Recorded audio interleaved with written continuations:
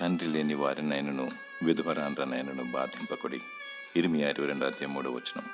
తండ్రి అయిన దేవుని ఎదుట పవిత్రమును నిష్కలంకమైన భక్తి ఏదనగా దిక్కులేని పిల్లలను విధవరాండ్రను వారి ఇబ్బందులు పరామర్శించుటయు ఇహలోక మాలిన్యము తన కంటకుండా తాను కాపాడుకొనుటయునే. నేను దేవుని ప్రేమించుచున్నానని చెప్పి సాటి మానవుని ద్వేషించిన ఎడల ఏమి ప్రయోజనము? నీవు చూస్తున్న నీ సహోదరుని ప్రేమించనిచో దేవుని ఎలా ప్రేమించగలవు? విధవరాండ్రను దిక్కులేని పిల్లలను ప్రేమించాలి, పరామర్శించాలి మరియు వారి అక్కర్లను తీర్చాలి. దేవుని ప్రేమించు, మానవుని కూడా ప్రేమించు. నీ క్రియలు దేవునికి ఇంపైనవిగా ఉండాలి. ప్రతివాని క్రియల లెక్క దేవుని యొద్ద కలదు.